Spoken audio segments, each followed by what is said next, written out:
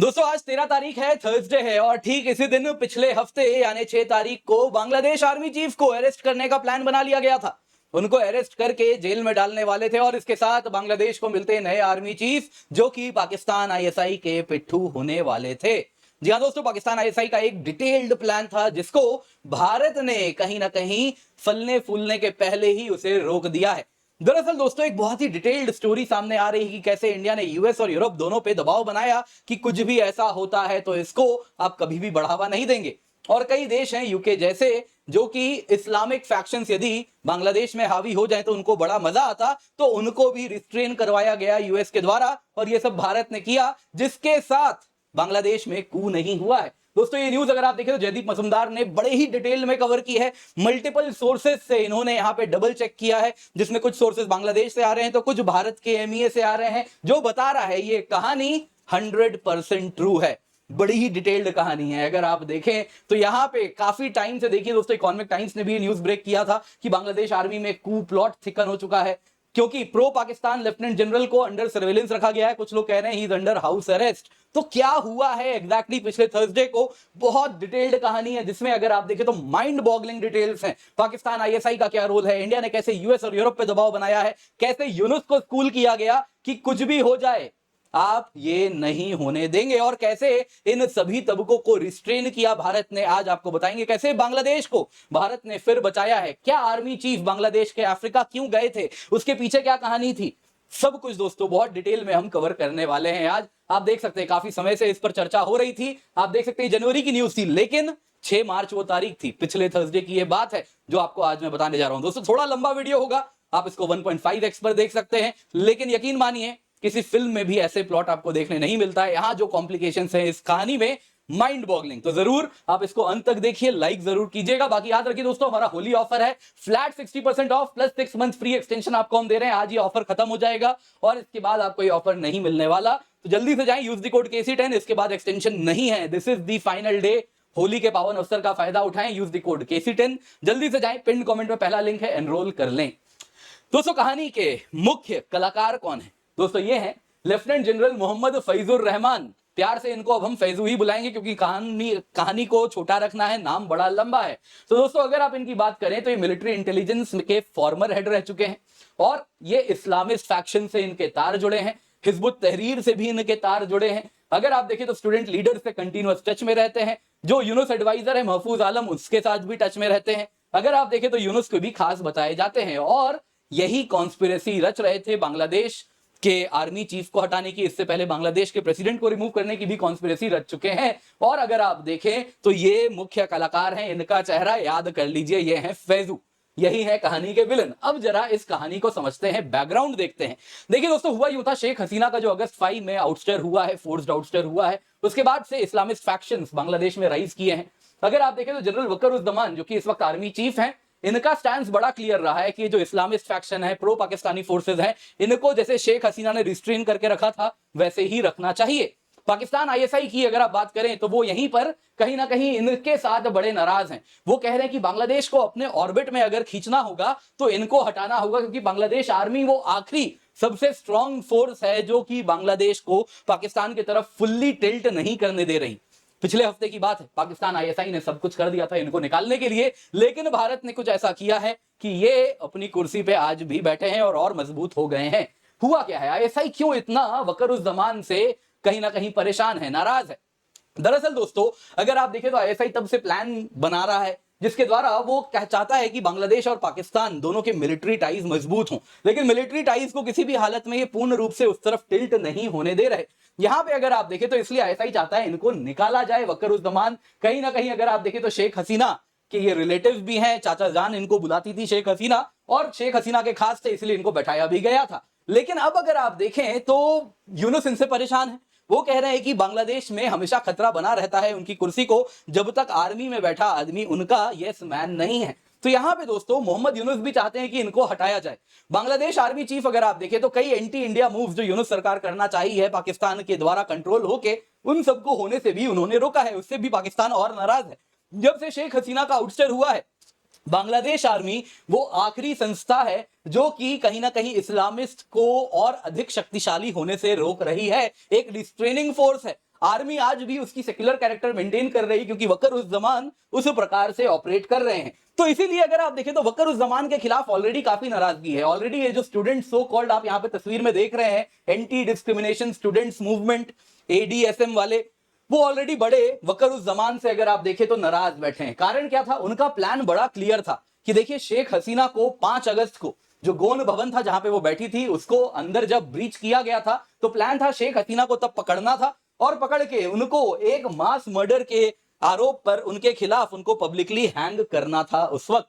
लेकिन अगर आप देखें तो वकर-उज़-ज़मान ने ये होने नहीं दिया, और सबको ही जानते हैं, बांग्लादेश में जो स्टूडेंट्स हैं ये भी जानते हैं, इसलिए खार खा के बैठे हैं कि वकर-उज़-ज़मान ही थे जो कि शेख हसीना को भारत भिजवा दिए, और अब वो आज भी इसलिए जिंदा है। आईएसआई भी समझ रही है ये बात, और इसके साथ अगर आप देखें तो जल्दी ये समझ आ गया कि कू तो करना पड़ेगा।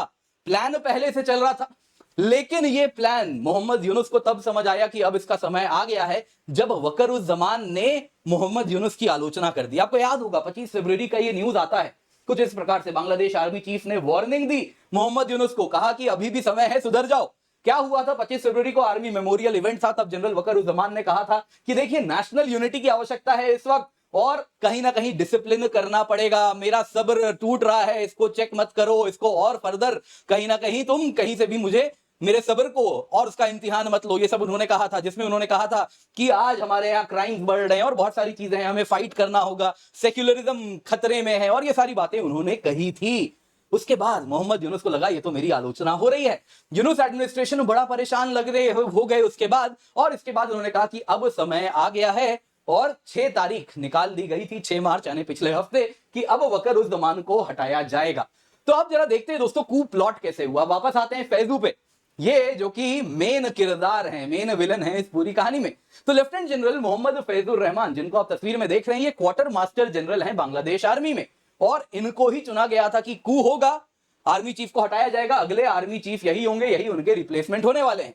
दरअसल दोस्तों अगर आप देखें तो फैजुर रहमान से खतरा ऑलरेडी कहीं ना कहीं करंट आर्मी चीफ वकर-उज़-ज़मान को लग रहा था, जो कि शेख हसीना के रिलेटिव हैं। वकर-उज़-ज़मान को क्यों खतरा लग रहा था ये कैसे पता चलता है? अगर आप देखें तो इनको पनिश किया गया है उनके द्वारा। कैसे? अगर आप देखें तो फैजुर रहमान इससे पहले क्या किया करते थे? ये मिलिट्री इंटेलिजेंस के चीफ थे, लेकिन अक्टूबर लास्ट ईयर को मिलिट्री इंटेलिजेंस के हेड से हटा के इन्हें क्वार्टर मास्टर जनरल बना दिया जाता है। क्वार्टर मास्टर जनरल क्या है? देखिए दोस्तों, बड़ा ही रिस्पेक्टेबल ऐसा रैंक है, बहुत इसकी अहमियत होती है वॉर के टाइम में और बाकी टाइम भी। लेकिन इनका जो क्वार्टर मास्टर जनरल का काम होता है वो होता है लॉजिस्टिक्स, वो होता है सप्लाईज मैनेज करना। अब बेसिकली अगर आप देखें तो पीस के टाइम में इनका काम है, जो फोर्सेज है उनके लिए राशन कितना, जूता कितना, बाकी चीजें कितनी, ऑर्डिनेंस कितनी। तो अब अगर आप देखें वो व्यक्ति जो पहले मिलिट्री इंटेलिजेंस का हेड हुआ करता होगा, मतलब आप सोचिए कितने सारे फंड्स इनके पास होते होंगे जिसके ऊपर कोई ओवरसाइट नहीं होती, उस प्रकार के फंड्स मिलिट्री इंटेलिजेंस मैनेज करती है। तो सोचिए आप, इसके सिवा आप सोचिए शक्ति कितनी असीम होती है, जिसको मर्जी जहां मर्जी वैसे उठवा लिया, जो करना है किया। तो इस प्रकार की शक्ति वाले व्यक्ति को आपने ऑफिस में बैठा दिया कि वो बैठ के पूरा चेक कर रहा है कि हाँ चलो जूते कितने आए थे, उतने हुए, हाँ साइन कर दो। तो बेसिकली इनको सीनियर मोस्ट बाबू बना दिया गया, उस आदमी को जो कि मिलिट्री इंटेलिजेंस का हेड था। ये कब हुआ? अक्टूबर में हुआ है लास्ट ईयर, क्योंकि आर्मी चीफ को लग रहा था इसके एम्बिशंस कुछ सही नहीं लग रहे हैं, है ना, फैजल बदला लेगा, कुछ वैसा लग रहा था। लेकिन दोस्तों ये नहीं सुधरे, ये अभी भी अपने कार्ड्स प्ले कर रहे हैं। इन्होंने, रहमान ने आईएसआई चीफ लेफ्टिनेंट जनरल असीम मलिक जो ढाका में आए 21 जनवरी को, उसको पूरा का पूरा फैसिलिटेट करने का काम इन्होंने ही किया। जनरल वकर-उज़-ज़मान खिलाफ से आईएसआई बांग्लादेश आए, लेकिन उस प्रेशर को भी इन्होंने झेला और उसके बाद आईएसआई और बांग्लादेश के बीच में रिश्ते स्थापित करवाए। कारण क्या था? कारण था यूनुस एडमिनिस्ट्रेशन से भी दबाव था आर्मी चीफ के ऊपर कि कुछ भी हो जाए आईएसआई को यहां लाना है, और बाकी आर्मी में भी कुछ सेक्शंस थे जो कि चाहते थे आईएसआई को मजबूत करना, तो इसलिए फैजू पड़ गए भारी। आगे जरा सुनिए दोस्तों, एक इंटरनल पावर प्ले चल रहा है। लेफ्टिनेंट जनरल मोहम्मद फैजुर रहमान, अगर आप देखें, इनकी ही बात हो रही है फैजू की, अगर आप देखें तो आर्मी चीफ का वकर-उज़-ज़मान का बड़ा ऑब्जेक्शन था कि आईएसआई चीफ से आपको ये विजिट नहीं करना चाहिए, तुम क्यों मिलोगे। देखिए दोस्तों, यहां पे आपको जानना होगा कि ये आईएसआई चीफ आए जब बांग्लादेश में, तो ये स्वयं गए उनसे मिलने। सवाल उठता है क्वार्टर मास्टर जनरल का क्या काम है? यही बात आर्मी चीफ ने भी इनसे पूछी कि भाई तुम क्यों गए मिलने, तुम्हारा तो कोई रोल ही नहीं है। जब भी कोई आर्मी डेलीगेशन दूसरे देश से आता है तो क्वार्टर मास्टर जनरल क्यों मिलेगा उनसे, तो आपका कोई रोल नहीं बनता था। लेकिन वो फिर भी गए, फिर भी मिले, फर्दर लेफ्टिनेंट जनरल रहमान से जब पूछा गया क्या चर्चा की तुमने आईएसआई चीफ से, तो कहे वो सब मैं आपको नहीं बताने वाला। यानी शेख हसीना के रिलेटिव आर्मी चीफ वक्कर-उज़-ज़मान उनके लिए समस्याएं और बढ़ गई और भी ज्यादा नाराज हो गए। इसके आगे ये ओपन शो ऑफ डिफाइंस था जो कि उन्होंने दिखाया। अब आप देख सकते हैं दोस्तों, पाकिस्तान आईएसआई चीफ बांग्लादेश आए हुए थे और इंडिया के लिए भी कहीं ना कहीं हमारे भी कान उसके बाद खड़े हुए थे। अब जरा देखते हैं दूसरे एक व्यक्ति, आईएसआई आई है तो कहानी में थोड़ा सा प्लॉट और गंभीर हो रहा है। Lieutenant general SM Kamrul Hassan, इनको अगर आप देखा जाए तो 22 अगस्त 2024 को बैठाया गया ऑफिस में। अब अगर आप देखें ना तो ये जो ऑफिस होल्ड कर रहे हैं वो है principal staff officer armed forces division का। ये बेसिकली क्या काम है दोस्तों इनका, कि जो मोहम्मद यूनुस का ऑफिस है, जो civilian office usually PM hold करते हैं और दूसरी तरफ आर्मी है, उनके बीच में लाइजनिंग का काम करना। तो बेसिकली मोहम्मद यूनुस को बताना आर्मी क्या कर रही है, क्या कोऑर्डिनेशन हो रहा है। बाकी आर्मी आर्म्ड फोर्सेस डिवीजन है, आर्म्ड फोर्सेस हेडक्वार्टर है, तो एयरफोर्स नेवी बाकी के भी लोग आपको यहां पर दिखेंगे। जैसे आप आर्मी और नेवी दोनों के ही अफसर आपको यहां पर दिखेंगे तस्वीर में। तो दोस्तों इनका काम होता था चीफ एडवाइजर मोहम्मद यूनुस के साथ क्लोज कोऑर्डिनेशन में काम करना। तो मोहम्मद यूनुस ने अपने आदमी को यहां पर बैठा दिया। अब दोस्तों ये 13 से 18 जनवरी के बीच में पाकिस्तान गए थे। आईएसआई जो बांग्लादेश में आई उसमें बहुत बड़ा रोल इन्हीं का रहा। यही वहां गए, ग्राउंड सेट किया कि क्या क्या चर्चा होनी है, कैसे होनी है। इंटेलिजेंस शेयरिंग पर चर्चा की पाकिस्तान के साथ, अन्य इश्यूज के पर चर्चा हुई, बांग्लादेश के टाइज इंडिया के साथ कैसे हैं उस पर भी पाकिस्तान से चर्चा की। लेकिन जब इनसे भी पूछा गया आर्मी चीफ के द्वारा कि भाई वक्कर-उज़-ज़मान ने पूछा जब कि क्या चर्चा करके आए हो आर्मी पाकिस्तान में जाके, तो इन्होंने कुछ नहीं बताया। बोला कि मेरी जिम्मेदारी है मोहम्मद यूनुस को बताना, मैंने मोहम्मद यूनुस को सब बता दिया है, आप मुझसे ना पूछें। अब दोस्तों इससे कहीं ना कहीं और परेशानी बढ़ गई आर्मी चीफ के लिए। आगे जरा सुनिए। अब दोस्तों यहां पे आईएसआई गेम्स खेलना शुरू की। आईएसआई चीफ लेफ्टिनेंट जनरल असीम मलिक वो बांग्लादेश आए और यहां पे इसके लिए प्रेशर लगाना शुरू किया फैजू के लिए, लेफ्टिनेंट जनरल फैजुर रहमान, कि भाई क्या किया जाए, इनको कैसे आर्मी चीफ अगला बनाया जाए। तो ढाका में आर्मी के जो अन्य सीनियर ऑफिशियल्स हैं उनसे मुलाकात की। वैसे ही अगर आप देखें तो उनसे पूछा प्यार से ही कि अब तो आर्मी चीफ इनका रिटायरमेंट आ ही जाएगा कुछ देर में, उसके बाद कौन होना चाहिए आर्मी चीफ, आप किसको देखते हैं। तो कहा कि मुझे तो लगता है, आईएसआई चीफ ने कहा, लेफ्टिनेंट जनरल असीम मलिक ने, मुझे लगता है कि ये आदमी बढ़िया होंगे लेफ्टिनेंट जनरल फैजुर रहमान, इनको क्यों ना बैठाया जाए। और इससे उन्होंने गौज किया कि इनके लिए कितना ज्यादा बाकी तबकों में सपोर्ट है। क्वार्टर मास्टर जनरल को, जो इस वक्त क्वार्टर मास्टर जनरल है लेफ्टिनेंट जनरल फैजुर रहमान, इनको पाकिस्तान इतना इसलिए पसंद कर रहा है क्योंकि इनकी जो लॉयल्टी इस्लामाबाद के प्रति अब तक देखने मिल रही है, दैट इज अनक्वेश्चन्ड। दूसरा, ये जो इस्लामिस्ट फैक्शंस बांग्लादेश में है, जमाते इस्लामी, उसके बड़े करीब हैं, उनके साथ इनके तार बड़े मजबूत जुड़े हैं। तो ये बताता है कि हार्ड लाइन इस्लाम को ये बांग्लादेश में प्रोपोगेट करेंगे और ये कॉमन तार बन रहा है जो पाकिस्तान और बांग्लादेश को जोड़ेगा। तो इसलिए पाकिस्तान इनके सपोर्ट में खड़ा है। यहां पे दोस्तों कुछ ऑफिसर्स जो आईएसआई चीफ ने जिनसे चर्चा की बांग्लादेश की, उनमें से सब के सब जमात के करीबी नहीं है। जमात के करीबी वाले तो सीधा इनका ही नाम लिए, लेकिन बाकी अन्य ऑफिसर जिन्होंने इनको सपोर्ट किया वो थे जो जनरल वक्कर-उज़-ज़मान जो कि करंट आर्मी चीफ हैं, उनसे नाराज थे। कारण था कि किसी को उन्होंने आउट ऑफ टर्न प्रमोशन नहीं दिया, किसी को पोस्टिंग ऐसी दे दी कि उनको लग रहा है पनिश किया जा रहा है, शंटिंग हो गई है। तो उस वजह से वो कहे कि हाँ इनको बनाइए और इनको हम सपोर्ट भी करेंगे। आईएसआई चीफ ने दोस्तों सिर्फ और सिर्फ आर्मी से ही नहीं, यहां पे वो जो स्टूडेंट लीडर्स है ना, एंटी डिस्क्रिमिनेशन स्टूडेंट्स मूवमेंट वाले एडीएसएम, उनके लीडर से मुलाकात की, इंक्लूडिंग फ्यू जो कि मोहम्मद यूनुस एडमिनिस्ट्रेशन में सो कॉल्ड है ना एडवाइजर, या फिर आप सही कहिए तो सही मायनों में मिनिस्टर हैं, उनसे भी जाके मुलाकात उन्होंने कर ली। और उसमें भी उन्होंने पूछा कैसा रहेगा अगर लेफ्टिनेंट जनरल रहमान को, फैजू को अगर बना दिया जाए नेक्स्ट आर्मी चीफ। तो सब ने हामी भर दी, हाँ बिल्कुल सही है, ऐसा ही होना चाहिए। और उसके बाद यूनुस ने भी अपना साइलेंट अप्रूवल दे दिया, जो इस बात से एस्टैब्लिश हो गया। तो पाकिस्तान समझ गया कि इनके लिए सपोर्ट तो है।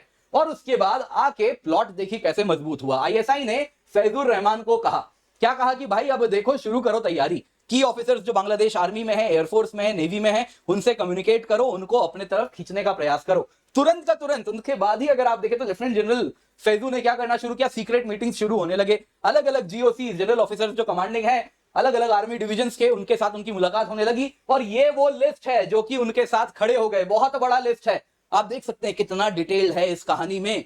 तो इस कहानी की जो डिटेल्स है ना, नाम के साथ ये बता रहा है ये कहानी कितनी सच है। आप देख सकते हैं ये officers 19 infantry division GOC area commander of Ghatail major general Hussain Mohammad Masihur Rahman है। 10 infantry division GOC Cox's Bazar major general Mohammad Asadullah Minjol Alam. आप ऐसे लिस्ट पढ़ सकते हैं, बहुत सारे नाम है। अगर आपको डिटेल जानना है तो यहाँ पे आपके लिए मैं ये रख देता हूं, आप चाहें तो इसका स्क्रीनशॉट ले सकते हैं। तो इतने सारे ऑफिसर्स थे जिन्होंने सपोर्ट दिया, लेकिन अगर आप देखें तो 6 मेजर जनरल्स ने जो सपोर्ट किया वो तो सपोर्ट कर दिए, लेकिन 2 अन्य मेजर जनरल थे, उन्होंने कहा कंडीशनल सपोर्ट है, अगर पावर में आ गए तो बढ़िया, अदरवाइज हमसे ज्यादा उम्मीद तुम मत लगाना। तो ये भी यहां पर हुआ है। उसके आगे जरा सुनिए क्या होता है। देखिए दोस्तों, सब के सब लेकिन उनका सपोर्ट नहीं किए। फैजू को कहीं ना कहीं ये समझ आया कि देखिए काफी बड़ा तबका सपोर्ट तो कर रहा है, लेकिन कुछ है जो कि वकरुज़्ज़मान के साथ खड़े हैं। अगर आप देखिए तो सबसे पहले chief of general staff army headquarters lieutenant general Mizanur Rahman Shamim, इन्होंने साफ साफ कह दिया कि देखिए आर्मी का पॉलिटिसाइजेशन सही नहीं है, इस प्रकार से कू वगैरह सही नहीं है, मैं इसको सपोर्ट नहीं करूंगा। दूसरे अगर आप देखें तो लेफ्टिनेंट जनरल 2 अन्य थे।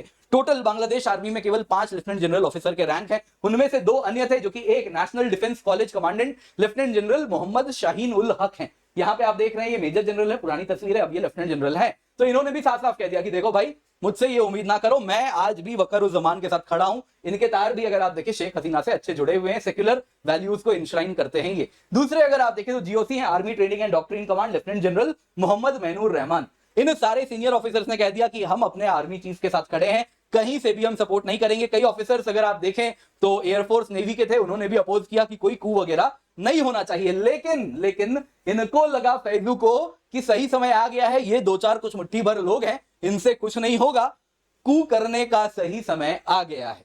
तो ये शुरू कर चुके हैं अपना प्लान, और जैसे ही ये प्लान शुरू होता है इधर इंडिया भी स्टेप इन कर देता है। इंडिया को फरवरी में ही पता चल जाता है कि देखिए ये सीक्रेट मीटिंग्स वहां पे हो रही हैं, और उसके बाद हमने जनरल वकरुज़्ज़मान को तुरंत इन्फॉर्म किया कि देखिए आपके पीछे ऐसा चल रहा है, आपकी तैयारी हो रही है।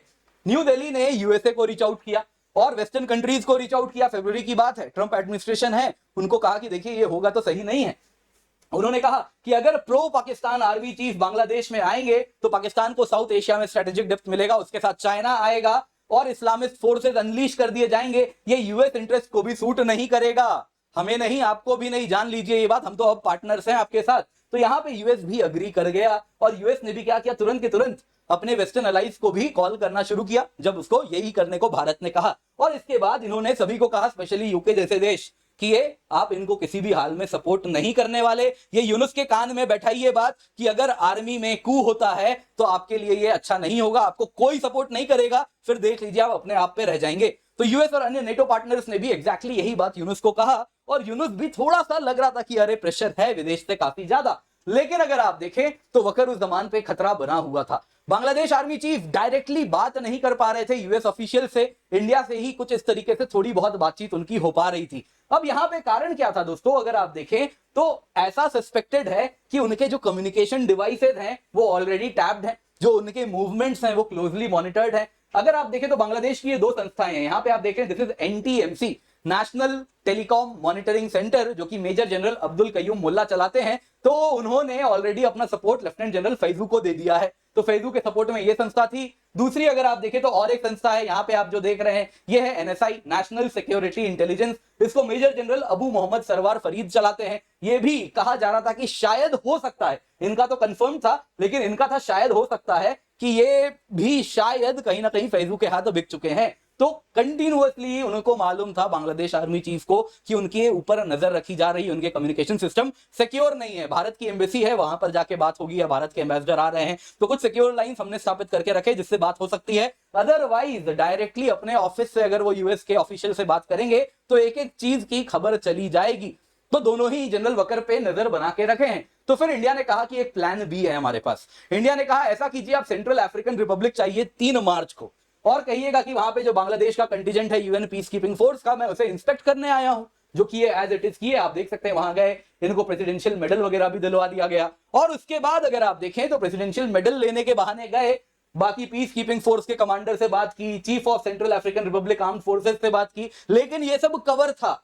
मेन पर्पस था कि army chief Frank and long conversation कर पाए, फ्री ऑफ एनी फियर कि उनको सुना जा रहा है किसी के द्वारा। तो टॉप यूएस ऑफिशियल से यहां से उनसे एक सिक्योर लाइन के थ्रू कम्युनिकेशन हमने करवाया, जहां पे यूएस ने इनसे भी कुछ गारंटीज लिए कि हमारे ऐसे इंटरेस्ट हैं आपके रीजन में, बांग्लादेश, म्यांमार, उन सब में हमारी आपसे ये अपेक्षाएं हैं, क्या आप पूरी करेंगे? वो बोले बिल्कुल करेंगे। और बदले में यूएस ने कहा ठीक है, हमारा आपको सपोर्ट है, आप निश्चिंत रहिए, कोई कू करेगा तो हम तो कहीं से भी सपोर्ट नहीं करेंगे, लेकिन हाँ म्यांमार वाले सिचुएशन पे नजर बना के आप भी रखिएगा। तो कुछ लेन देन यहां पे हुआ। उसके बाद आते हैं कू डे। क्या हुआ दोस्तों, ये वापस आ रहे थे आर्मी चीफ, 4 दिन का विजिट पूरा किए सेंट्रल अफ्रीकन रिपब्लिक में, और उसके बाद बांग्लादेश आर्मी में जो कॉन्स्पिरेटर्स थे उन्होंने कहीं ना कहीं उन्हें भी हवा लग गई कि यूएस का भी सपोर्ट अब मजबूत हो रहा है। तो इस बीच में लेफ्टिनेंट जनरल फैजुर रहमान, फैजू भाई, उन्होंने ही प्लान बनाया कि देखिए जनरल वकर को एज सून एज लैंड करते ही ढाका एयरपोर्ट में जो मेन एयरपोर्ट है हजरत शाह जलाल इंटरनेशनल एयरपोर्ट, वहीं पे उनको हम अरेस्ट कर लेंगे। उन्होंने पूरी फील्डिंग वहां पे लगा दी, लेकिन इंडिया को मालूम था कि फील्डिंग ऐसी लग चुकी है। हमने ऑलरेडी बांग्लादेश आर्मी चीफ को वहीं पे अलर्ट कर दिया कि वापस में आओगे तो यहां पे हजरत शाहजलाल इंटरनेशनल एयरपोर्ट ढाका में तुम्हारी फील्डिंग लगी है। तो एयरक्राफ्ट जो जनरल वकर को लेके आ रही थी वो इस एयरपोर्ट पे ही लैंड नहीं की। इंस्टेड ऑफ दैट वो जो पुराना एयरपोर्ट है ढाका के पास में, आप देखें तो तेजगांव एयरबेस है ढाका के पास में, एक टाइम में सिविलियन एयरपोर्ट हुआ करता था, एकमात्र बांग्लादेश का इंटरनेशनल एयरपोर्ट हुआ करता था, आज ये एयरबेस है। तो यहां पे वो प्लेन को लैंड करवाया गया, जहां पे उनके खास लोग उन्हें रिसीव किए, 2 टॉप ऑफिसर्स थे वो भी उनको रिसीव किए, एक कंटीजेंट ऑफ गार्ड स्ट्रांग लगा के रखा गया जो इनको रिसीव किए। इसके सिवा अगर आप देखें तो इन्होंने भी बड़ा रोल प्ले किया, इन्होंने भी पूरी की पूरी अगर आप देखें तो अपनी यूनिट सिक्योरिटी में उनके लगा दी और कहा ढाका तक इनको एस्कॉर्ट करके हम लेकर के जाएंगे, और जिसके बाद इनको ढाका ले जाया गया और वहां पर जाके इन्होंने टॉप ऑफिसर्स को एक एक करके समन करना शुरू किया है। क्या कू कर रहे थे तुम लोग? फैजू को बुलाया, बाकियों को बुलाया, सबसे पहले तो इनको बुलाया जो मोहम्मद यूनुस के ऑफिस में बैठे ना, lieutenant general SM Kamrul Hassan, principal staff officer, उनको बुलाया गया। बड़ा पाकिस्तान गए थे तुम तो सबसे पहले इनको बुलाया गया, पूछा कि देखो ये जो कर रहे हो ये गलत है, और इन्होंने तुरंत अपना साइड स्विच कर लिया। कारण इन्होंने क्यों स्विच किया? इनको मालूम था, क्योंकि मोहम्मद यूनुस के ऑफिस से खास होने की वजह से, एसोसिएटेड होने की वजह से इनको मालूम था कि यूएस और अन्य नेटो कंट्रीज बिल्कुल नाराज हो जाएंगे अगर ऐसा होगा, कोई सपोर्ट नहीं मिलने वाला। यानी कि फैजू एक ऐसा बेट है जिसपे अगर, ऐसा दाव है जिसपे अगर बेट लगा रहे हैं तो हारने की संभावना अधिक है। तो ये तुरंत स्विच करके आर्मी चीफ के साइड आ गए और इनको खाली और खाली वार्निंग दी गई आर्मी चीफ के द्वारा कि देखो सुधर जाओ, ये मत सोचना इस्लामाबाद वाले तुम्हें बचाने आएंगे। बाकी दोस्तों ये जो क्वार्टर मास्टर जनरल हैं जो कि राशन और वगैरह जूता वगैरह देख रहे हैं, इनको तो सुनने में आ रहा है हाउस अरेस्ट में रखा गया है, कोर्ट मार्शल प्रोसीडिंग सब इनके खिलाफ होने वाले हैं। यहां पे एक बात समझिए, देखिए दोस्तों, बांग्लादेश के ढाका ट्रिब्यून में आया, बांग्लादेश आर्मी कह रही है कि देखिए जो रिपोर्ट्स है ना ये सही नहीं है, थोड़ा फॉल्स है, इसमें इंडियन मीडिया क्या कर रही है। तो ये तो तब भी कहे थे, आप देख सकते हैं chief adviser press wing ISI chief Dhaka आए, इसको भी क्वॉश कर दिया था, ये भी झूठ बोले थे। तो अब किस मुंह से बोले कि आर्मी में विद्रोह हो रहा है? ये मतलब एक तरीके से मैसेज है कि मैं कमजोर पड़ रहा हूं, ये तो इन्विटेशन देना हो गया। तो ये कभी भी प्रोजेक्ट नहीं करेंगे। इंस्टेड ऑफ दैट चुपचाप सब कुछ निपटाने वाले हैं। इंडिया ने भी यही कम्युनिकेट किया है जनरल वकर को कि आपके खिलाफ खतरा बना हुआ है, ये जो फैजू है लेफ्टिनेंट जनरल फैजुर रहमान, इनके खिलाफ सख्त एक्शन लीजिए, क्योंकि अगर आप इस वक्त एक्शन नहीं लेंगे तो बाकी लोग भी इनकरेज होंगे आपके खिलाफ ऐसे ही प्लॉट करने के लिए। तो इसको डिस्करेज करना है तो जो कोर्ट मार्शल हो रहा है जल्दी से इसके खिलाफ एक्शन लेके खत्म कीजिए। खैर दोस्तों, बड़ी ही इंटरेस्टिंग कहानी थी, उम्मीद करता हूं आपको ये पसंद आई होगी। लाइक जरूर कीजिएगा, शेयर करना ना भूले। बाकी याद रखिए आपके लिए होली ऑफर है, flat 60% of plus 6 month free extension है, निश्चिंत होकर आप जुड़ सकते हैं। यूज द कोड KC10, आज ऑफर खत्म हो रहा है, आखिरी दिन है, जल्दी से जाएं, जाके जुड़ें। इसके सिवा आपके आईएएस के सपनों के लिए बहुत सारे हमारे बैचेस 2026 के लिए हैं, 2028 के लिए हैं, कुछ 2027 के लिए हैं, कुछ इंग्लिश में है, कुछ हिंदी में है, कुछ इंग्लिश में है, कुछ जस्ट अभी स्टार्ट होंगे होली के बाद। तो आप सभी जाएं, जल्दी से जाएं, जाके जुड़े, इसका हिस्सा अवश्य बन जाएं using the code KC10। Pin comment में पहला लिंक आपको मिल जाएगा।